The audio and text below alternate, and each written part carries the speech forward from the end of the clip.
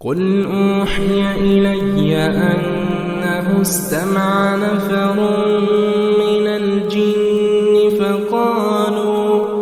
فقالوا إنا سمعنا قرآنا عجبا يهدي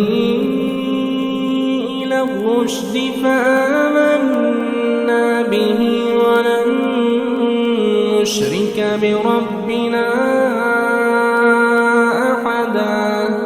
وأنه تعالى جد ربنا ما اتخذ صاحبة ولا ولدا وأنه كان يقول سفيهنا على الله شططا وأنا ظننا أن لن تكون الإنس والجن على الله كذبا وأنه كان رجال من الإنس يعوذون برجال من الجن فزادوهم رهقا وأنهم ظنوا كما ظننتم أن لن يبعث الله أحدا وأنا لمسنا السماء فوجدناها ملئت حرسا شديدا وشهبا وأنا كنا نقعد منها مقاعد للسمع فمن يستمع الآن يجد له شهابا رصدا وأنا لا ندري أشر أريد بمن في الأرض أم أراد بهم ربهم رشدا وأنا منا الصالحون ومنا دون ذلك كنا طرائق قددا وأنا ظننا أن لن نعجز الله في الأرض ولن نعجزه هربا وأنا لما سمعنا الهدى آمنا به فمن يؤمن بربه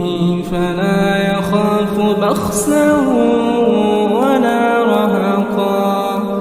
وأنا منا المسلمون ومنا القاسطون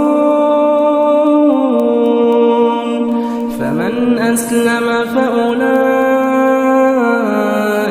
تحروا رشدا وأما القاسطون فكانوا لجهنم حطبا وأن لو استقاموا على الطريقة لأسقيناهم ماء غدقا لنفتنهم فيه ومن يعرض عن ذكر ربه يسلكه عذابا صعدا وأن المساجد لله فلا تدعوا مع الله أحدا وأنه لما قام عبد الله يدعوه كادوا يكونون عليه لبدا قل إنما أدعو ربي ولا أشرك به أحدا قل إني لا أملك لكم ضرا ولا رشدا قل إني لن يجيرني من الله أحد ولن أجد من دونه ملتحدا إلا بلاغا من الله ورسالاته رسالته ومن يعص الله ورسوله فإن له نار جهنم خالدين فيها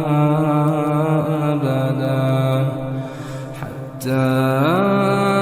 إذا رأوا ما يوعدون فسيعلمون من أضعف ناصرا وأقل عددا قل إن أدري أقريب ما توعدون أم يجعل له ربي أمدا عالم الغيب فلا يظهر على غيبه أحدا إلا من ارتضى من رسول فإنه يسلك من بين يديه ومن خلفه رصدا ليعلم أن قد أبلغوا رسالات ربهم وأحاط بما لديهم وأحصى كل شيء